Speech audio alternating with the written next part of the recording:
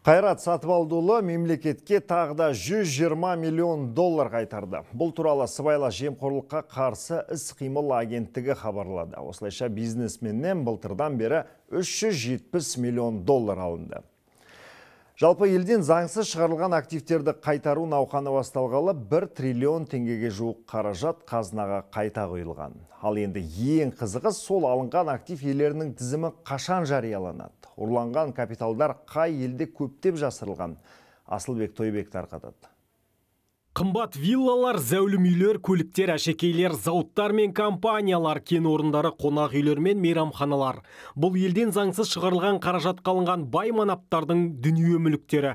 Активтер Араб Әмірліктері, Франция, Англия, Швейцария, Түркия, Лихтенштейн, Аустрияда жасырылған. Науқан басталғалы іштегі және сырттағы заңсыз емделген 1 триллион теңгеге жуық қаражат қазынаға қайтарылды. Өткен жылдан бері Қазақтелеком акциялары, ЦТС дейді, ол жаңағы алтын километр темір жолдағы. Одан кейін Атыраудағы газ сақтау қоймасының үлесі мемлекетке қайтарылып жатқан. Болмаса Алматыдағы үлкен Барыс базары, АЗТМ-нің акциялары, сондай көптеген кәсіпорындардың үлкен ел білетін, оның ішінде жер қойнаулар бар, кешегі бір субъект бойынша хабарланып жатқан Азия Чунжа газ құбыры деген сияқты.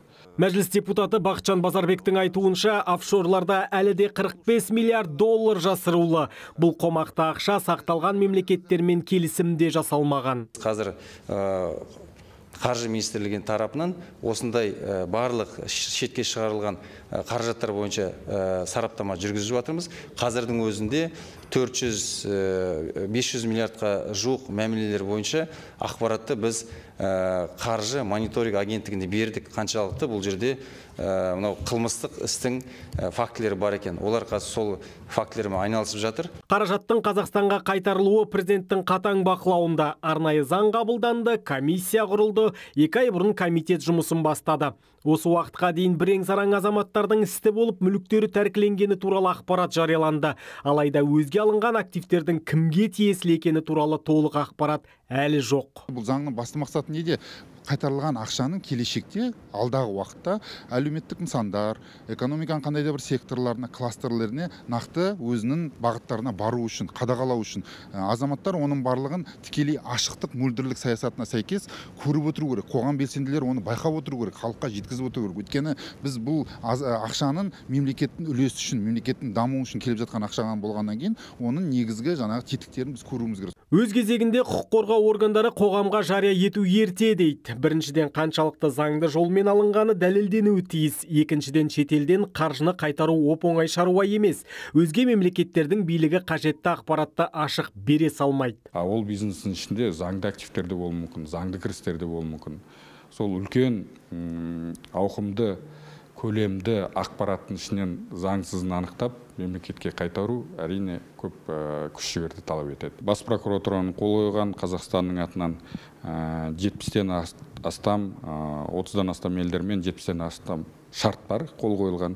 Сол шарттың көлемінде әрине біз сол мемлекеттерден тиісті көмекті, құқықтық көмекті, ақпарат алмасы бойынша, бірлесіп тергеу бойынша шаралар атқараламыз, атқарып та жатырмыз. Депутат Ермұрат Бәпи капитал иелерінен бұрын соларды қайтарумен айналысып жатқан комиссияның құрамы туралы ашық ақпарат жариялануы тиіс дейді.